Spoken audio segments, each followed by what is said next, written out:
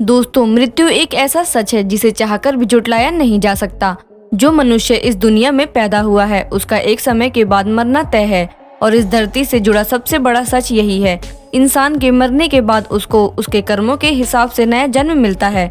लेकिन कभी कभी हम इस बारे में सोचने लगते हैं कि इंसानों के मरने के बाद उसके शरीर में मौजूद आत्मा का क्या होता है। यह आत्मा धरती पर कितने दिन रहती है? क्या यह आत्मा मरने के बाद हमें देख सकती है? इस बारे में हमारे गरुड़ पुराण में विस्तार में लिखा गया है। तो चलिए जानते हैं गरुड़ पुराण के बारे में। गरुड़ पुराण हिंदू धर्म के प्रसिद्ध धार्मिक ग्रंथों में से एक है। 18 पुराणों में से इसे एक माना जाता है। गरुड़ पुराण में हमारे जीवन को लेकर कई बातें बताई गई हैं जिनके बारे में हर एक व्यक्ति को जरूर जानना चाहिए। एक बार गरुड़ ने भगवान विष्णु से मनुष्यों की मृत्यु, यमलोक यात्रा, नरक योनियों तथा सदगति के बारे में कई प्रश्न पूछे। उन्हीं प्रश्नों का भगवान विष्णु ने सविस्तार उत्तर दिया। ये प्रश्न और उत्तर की श्रृंखला ही गरुड़ पुराण है। गरुड़ पुराण में स्वर्ग, नरक, पाप, पुण्य, ज्ञान, विज्ञान, नीति, नियम और धर्म की बातें हैं। गरुड़ पुराण में एक ओर जहां मौत का रहस्य है तो दूसरी ओर जीवन का भी रहस्य छुपा हुआ है। गरुड़ पुराण में मृत्यु के पहले और बाद की स्थिति के बारे में बताया गया है। यह पुराण भगवान विष्णु की भक्ति और उनके ज्ञान पर आधारित है। एक इंसान की मृत्यु कई चरणों में होती है। जब किसी भी इंसान का अंतिम समय करीब आ जाता है तो उसकी पूरी जिंदगी एक पल में उसके सामने आ जाती है। यह चीजें इंसान को बिल्कुल एक वीडियो रिकॉर्डिंग की तरह दिखाई देती हैं। जब इंसान मरने वाला होता है तो उसकी सभी इंद्रियां धीरे धीरे काम करना बंद कर देती हैं। ऐसे समय में इंसान अपने मुंह से कुछ भी नहीं बोल पाता।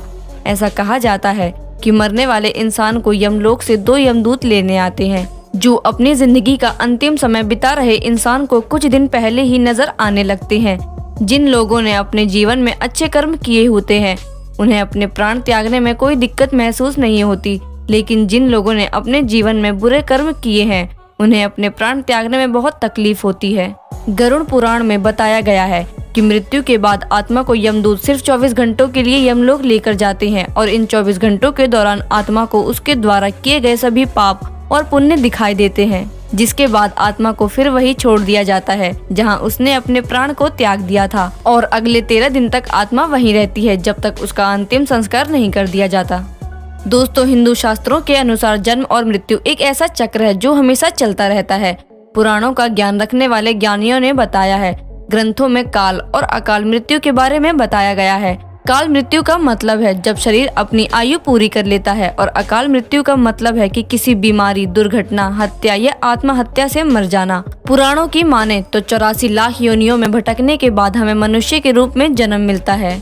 दोस्तों, यमलोक के 4 द्वार बताए गए हैं। इन 4 मुख्य द्वारों में दक्षिण के द्वार से पाप और बुरे कर्म करने वाली आत्माओं का प्रवेश होता है। पश्चिम द्वार से ऐसी आत्माओं का प्रवेश होता है जिन्होंने धरती पर रहकर दान पुण्य किया हो या फिर धर्म की रक्षा की हो और तीर्थों में प्राण त्यागे हो। उत्तर के द्वार से वही आत्मा प्रवेश करती है जिसने जीवन में माता पिता की खूब सेवा की हो, हमेशा सत्य बोला हो और हमेशा अपने मन, वचन और कर्मों से शुद्ध रहा हो।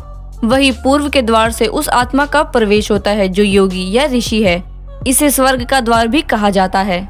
तो क्या दोस्तों, इसलिए हमारे घर के बड़े बुजुर्ग हमें अच्छे कर्म करने की सीख देते हैं, क्योंकि अच्छे कर्म करने वाले लोग मोक्ष को प्राप्त करते हैं। आपका इस बारे में क्या सोचना है हमें कमेंट सेक्शन में जरूर बताएं और साथ ही वीडियो को लाइक करना ना भूलें। अगर आप हमारे चैनल पर नए हैं तो चैनल को सब्सक्राइब करना ना भूलें।